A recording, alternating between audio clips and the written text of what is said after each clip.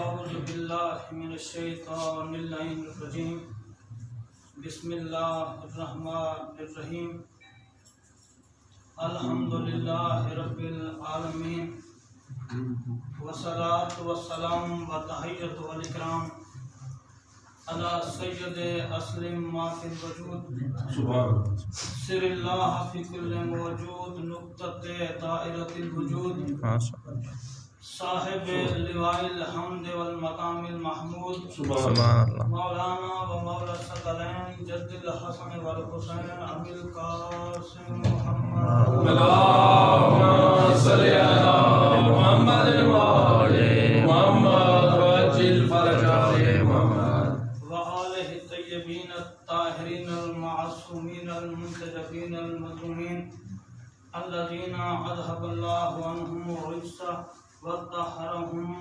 تطهيرا اللهم صل على محمد وآل محمد ورحمة الله على أعضائهم أجمعين من يومنا هذا إلى يوم الدين أما بعد فقد قال حق سبحانه وتعالى في محكم كتابه الحكيم بسم الله الرحمن الرحيم اهدنا الصراط المستقيم بآواز بلند تر صلوات اللهم صل على محمد وآل محمد وعجل فرجهم محمد عزیزان گرامی قدر سامعین محترم، میں نے آپ حضرات کی خدمت میں سورہ مبارک فاتحہ کی 5 نمبر آیت کی تلاوت کا شرف حاصل کیا۔ یہ ایک مختصر سی آیت ہے اور یہ صرف آیت ہی نہیں ہے بلکہ ایک دعا ہے، اور یہ وہ دعا ہے کہ جو اگر کوئی نماز پڑھنے والا، توجہ چاہوں گا تمام مختصر سی ابتدائی تمہید پر تاکہ بات تھوڑی سی واضح ہو جائے۔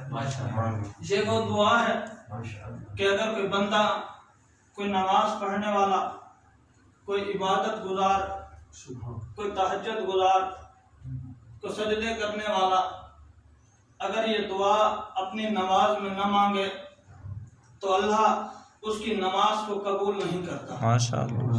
ارشاد ہوا بسم اللہ الرحمن الرحیم اہدنا الصراط المستقیم کہ پروردگار عالم ہمیں سیدھے راستے پر قائم رکھ۔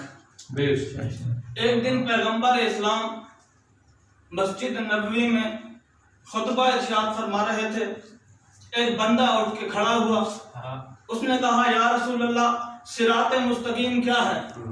پیغمبر اسلام نے فرمایا کہ بیٹھ جا۔ وہ بندہ بیٹھ گیا، تھوڑی دیر کے بعد دوبارہ اٹھ کے کھڑا ہوا، کہا یا رسول اللہ صراط مستقیم کیا ہے؟ پیغمبر اسلام نے فرمایا کہ بیٹھ جا۔ دوبارہ وہ بندہ بیٹھ گیا۔ اس طرح اس نے 9 مرتبہ اٹھ کر رسول سے ایک ہی سوال کیا کہ صراط مستقیم کیا ہے؟ پیغمبر اسلام نے 9 مرتبہ اسے بٹھا دیا۔ بڑی توجہ سامعین محترم، ابھی تھوڑی ہی دیر گزری تھی کہ مولا علی علیہ السلام مسجد کے اندر داخل ہوئے۔ پیغمبر اسلام اس بندے سے مخاطب ہو کر کہتے ہیں کہ آپ پوچھ، کیا پوچھنا چاہتا ہے؟ کہا یا رسول اللہ میں پوچھنا یہ چاہتا ہوں کہ صراط مستقیم کیا ہے؟ پیغمبر اسلام اٹھے، علی کو اپنے قریب بلایا، علی کو اپنے سینے سے لگایا، علی کے سینے پر ہاتھ رکھ کے کہتے ہیں ھذا صراط مستقیم، ھذا صراط مستقیم، ھذا صراط مستقیم۔ کہ علی صراط مستقیم ہے تو پھر تسلیم کرنا پڑے گا کہ یہ علی وہی صراط مستقیم ہے جس کے بغیر اللہ نماز قبول نہیں کرتا۔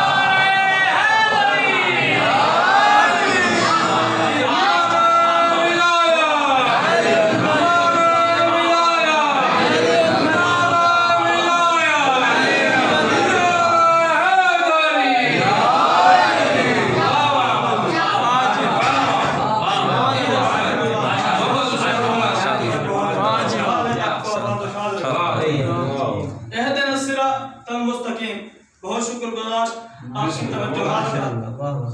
پروردگار عالم ہمیں سیدھے راستے پر قائم رکھ۔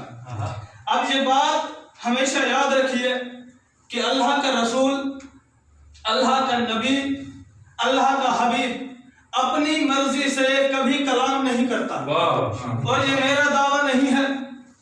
سورہ نجم میں ارشاد ہوا وَالنَّجْمِ إِذَا هَوَىٰ مَا ضَلَّ صَاحِبُكُمْ وَمَا غَوَىٰ وَمَا يَنطِقُ عَنِ الْهَوَىٰ إِنْ هُوَ إِلَّا وَحْيٌ يُوحَىٰ، کہ میرا حبیب نہ کبھی بہکا نہ کبھی گمراہ ہوا، اور یہ اس وقت تک کلام کرتا ہی نہیں ہے جب تک وحی نہ آ جائے۔ تو پھر تسلیم کرنا پڑے گا کہ اللہ کے رسول نے علی کو صراط مستقیم نہیں کہا، بلکہ اللہ نے علی کو صراط مستقیم کہا ہے، اور اللہ نے علی کو صراط مستقیم کہہ کر دنیا والوں کو یہ بتلا دیا کہ اگر علی والے راستے سے چل کر آؤ گے، اگر اس سیدھے راستے پر چل کر آؤ گے، نمازیں بھی قبول کروں گا، اعمال بھی قبول کروں گا، جنت بھی عطا کروں گا، لیکن اگر علی کو چھوڑ کر کسی دوسرے راستے سے آؤ گے، اعمال بھی حد کر لوں گا، نمازیں منہ پہ باندھ کے جہنم میں الٹا لٹکا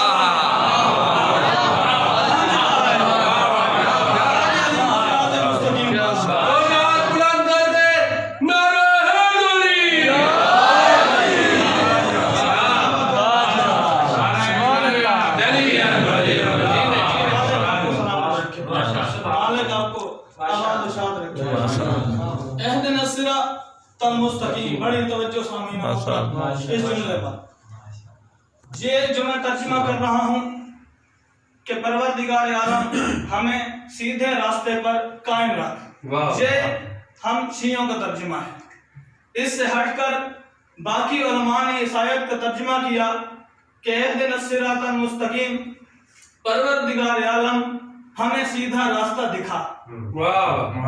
بات بڑی عجیب ہے، میں مثال دے کے سمجھاتا ہوں۔ اب ایک بندہ حج کرنے کے لیے چلا گیا، اب خانہ کعبہ کے سامنے ٹھہرا ہے، اور کعبہ کے سامنے ٹھہر کر کہہ رہا ہے کہ یا اللہ مجھے کعبہ دکھا۔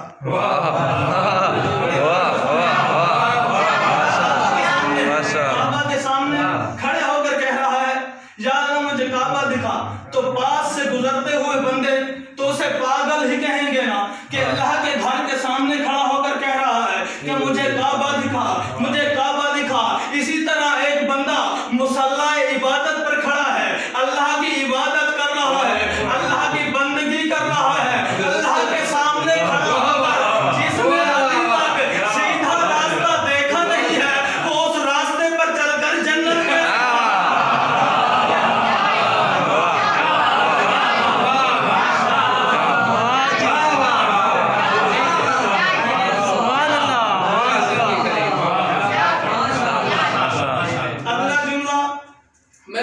میں نہیں تھا۔ اللہ کی قسم منبر پہ ٹھہرا، لیکن آپ کے ذوق سماعت کو دیکھ کے میں جملہ کہنے جا رہا ہوں، توجہ ماشاءاللہ۔ جب منکر ولایت علی نماز پڑھتا ہے نا تو شیطان اسے صرف دیکھتا رہتا ہے۔ اس نے وضو کیا، شیطان دیکھتا رہا، یہ مصلی پہ آیا، شیطان دیکھتا رہا، اس نے قیام کیا، شیطان دیکھتا رہا، اس نے رکوع کیا، شیطان دیکھتا رہا، اس نے نماز ختم کر کے مصلی سمیٹا، شیطان واپس جانے لگا۔ میں نے شیطان سے کہا کہ تمہارا تو کام ہے بندوں کی نمازوں کو خراب کرنا، پھر تو نے اس بندے کی نماز کو خراب کیوں نہیں کیا؟ بڑی توجہ سامعین محترم، میں جملہ کہنے نہیں لگا بلکہ آپ کے دلوں پر نقش کرنے لگا ہوں۔ بڑی توجہ سامعین محترم، تو شیطان نے پلٹ کے کہا کہ اس کی عبادت میں اور میری عبادت میں کوئی فرق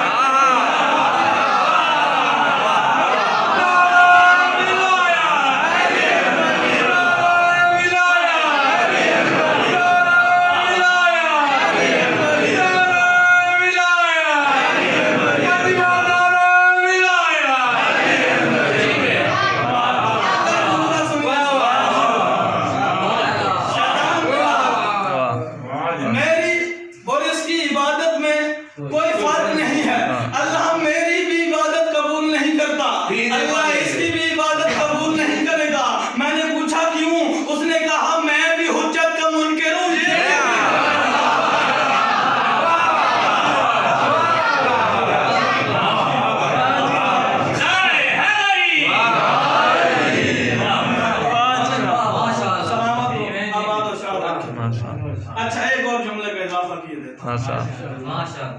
جب ایک بندہ مرتا ہے نا تو امام فرماتے ہیں کہ سب سے پہلے اس مرنے والے کے سال گنے جاتے ہیں۔ صلوات پڑھ دیں محمد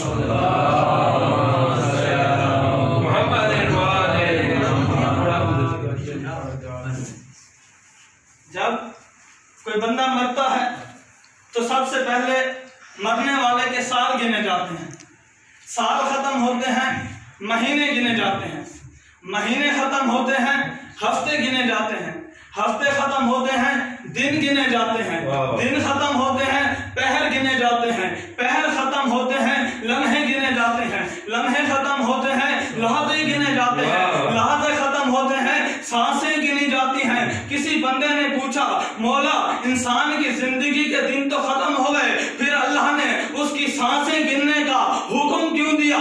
تو میرے امام نے فرمایا کہ اللہ نے سانسیں گننے کا حکم اس لیے دیا کہ شاید وہ اپنی کسی آخری سانس میں اقرار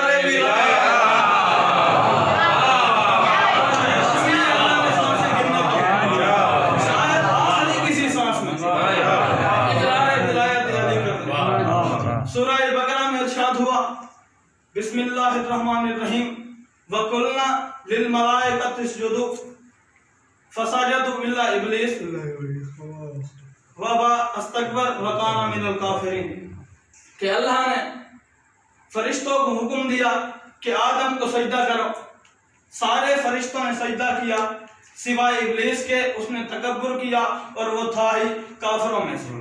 اب اس آیت میں اللہ نے فرشتوں کو ساجدین کہا ہے، اور یہ بات یاد رکھیے کہ اللہ نے پورے قرآن مجید میں اگر کسی کو ساجد کہا ہے تو اسے عابد نہیں کہا، اگر کسی کو عابد کہا ہے تو اسے ساجد نہیں کہا۔ یہ دونوں صفات ایک بندے میں کبھی اکٹھی ہوئی ہی نہیں ہے سوائے میرے چوتھے امام کے، اور میرا چوتھا امام صرف ساجد ہی نہیں ہے بلکہ سید الساجدین ہے، صرف عابد ہی نہیں ہے بلکہ زین العابدین، صرف ساجد نہیں ہے سید الساجدین ہے۔ اور جب میرے چوتھے امام دربار یزید میں آئے، مسائل نہیں پڑھ رہا، فضائل کا جملہ دینے لگا ہوں، جب میرے چوتھے امام دربار یزید میں آئے تو اس یزید ملعون نے ایک خطیب منگایا ہوا تھا، کرائے کا خطیب۔ جیسے امام دربار کے اندر داخل ہوئے، اس نے اس خطیب کو حکم دیا کہ ممبر پر آ اور میری تعریف کر۔ وہ خطیب ممبر پر آیا اور یزید کی تعریف کرنے لگا، اور جب تعریف کرنے کے بعد وہ تھک کر بیٹھ گیا تو اس وقت سید سجاد کہتے ہیں کہ یزید اگر تو کہے تو میں اس لکڑیوں کے ڈھیر پہ آ جاؤں۔ بڑی توجہ سامنے امام نے اسے ممبر نہیں کہا بلکہ کہا میں اس لکڑیوں کے ڈھیر پر آ جاؤں، یعنی امام نے اسے لکڑیوں کا ڈھیر کہہ کر دنیا والوں کو بتلا دیا کہ جس ممبر سے علی کی مخالفت ہوتی ہو وہ لکڑیوں کا ڈھیر ہوتا ہے، اور جہاں سے علی کی ولایت پڑھی جائے وہ بالان بھی ممبر ہوتا ہے۔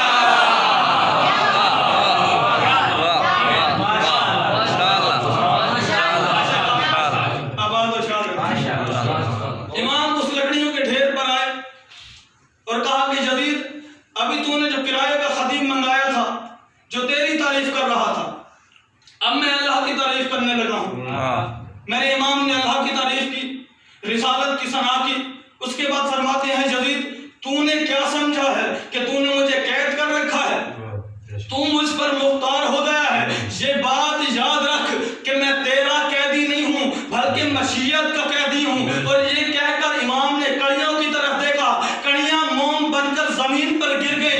یزید کہتا ہے کہ حسین کا بیٹا، علی کا بیٹا، یہ کڑیاں موم کیسے بن گئی؟ امام فرماتے ہیں تو نے قرآن نہیں پڑھا نا، اللہ قرآن نے فرماتا ہے کہ داؤد نبی لوہے کو موم کر دیتا تھا ہمارا نام لے کر،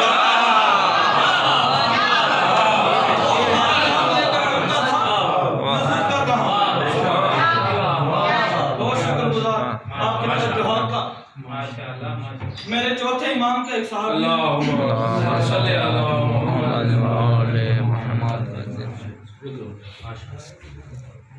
مل کے بلند آواز سے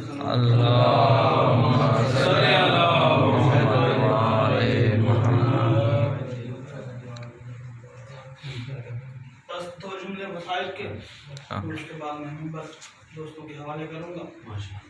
میرے چوتھے امام کا ایک صحابی ہے جس کا نام ہے منہار، تو میرے امام کی خدمت میں آیا۔ امام فرماتے ہیں منہار تمہیں معلوم ہونا چاہیے کہ میں سلسلہ امامت میں سب سے غریب امام ہوں۔ اس نے کہا مولا وجہ پوچھ سکتا ہوں؟ امام فرماتے ہیں کہ جب میرے دادا علی مسند امامت پر آئے تو ان سے زمین اور آسمان کے راستوں کے بارے میں پوچھا گیا۔ جب میرے چچا حسن مسند امامت پر آئے تو ان سے شریعت کی باتیں پوچھی گئیں۔ جب میرے بابا علی بابا حسین مسند امامت پر آئے تو ان سے دین کے احکامات پوچھے گئے۔ لیکن منہار جب میں مسند امامت پر آیا، جب میں امام ہوا تو مجھ سے پہلا سوال بڑا مشکل پوچھا گیا۔ اس نے کہا مولا کون سا سوال؟ کہا شام غریبہ میری چھٹی دادا میرے غریبہ میری پیشانی پر ہاتھ رکھا، کہا سید سجاد ذرا آنکھیں کھول، ہمارے سر سے چادر اتر گئی ہے، شیمت نے ہمارے خیموں کو آگ لگا دی ہے، تو وقت کا امام ہے، امام ہونے کے ناطے ہمیں مسئلہ سمجھا کہ خیموں میں جل کے مر جائیں نہ باہر نکل۔ تو امام ہے۔ دوستو کربلا میں جتنے بھی شہید تھے ان کو ایک مرتبہ قتل کیا گیا، لیکن سید سجاد وہ غریب امام ہے جسے بار بار قتل کیا گیا۔ میں بتاتا ہوں سید سجاد کو کہاں کہاں قتل کیا گیا۔ شام غریباں بہنوں کی چادریں لوٹی گئی، سید سجاد قتل ہوئے۔ 11 محرم کو بہنوں کے ہاتھوں میں رسیاں ڈالی گئی، سید سجاد قتل ہوئے۔ سکینہ کو تماچے مارے گئے، سید سجاد قتل ہوئے۔ علی کی بیٹیوں کو کوفہ کے بازاروں میں پھرایا گیا، سید سجاد قتل ہوئے۔ علی کی بیٹیوں کو شام کے بازار میں پھرایا گیا، سید سجاد قتل ہوئے۔ علی کی بیٹیاں چادر مانگتی رہی، لوگ پتھر مارتے رہے، سید سجاد قتل ہوئے۔ اور جب یہ لٹا ہوا قافلہ یزید کے دربار میں پہنچا تو یزید شراب کے نشے میں دھت تھا۔ میری بیوی زینب کی طرف اشارہ کر کے کہتا ہے تو علی کی بڑی بیٹی ہے، تجھ پر بڑی مصیبتیں آئی ہیں، بتا تجھ پر سب سے بڑی مصیبت کیا آئی؟ کہا مجھ پر بڑی مصیبتیں آئی ہیں، لیکن مجھ پر سب سے بڑی مصیبت یہ آئی کہ علی کی بیٹی ہو کے تجھ جیسے شرابی سے بات کرنی، علی کی بیٹی ہو کے تجھ جیسے شرابی سے بات کرنی پڑی۔ کربلا کا لوٹا ہوا قافلہ زندان میں پہنچا۔ تھوڑے ہی دن گزرے تھے کہ سید سجاد کو بابا کا سر ملا۔ سید سجاد نے بابا کے سر کو ہتھکڑیوں والے ہاتھوں پہ اٹھایا، کہا بابا آنکھیں کھول کے بیٹے کی حالت دیکھ۔ اور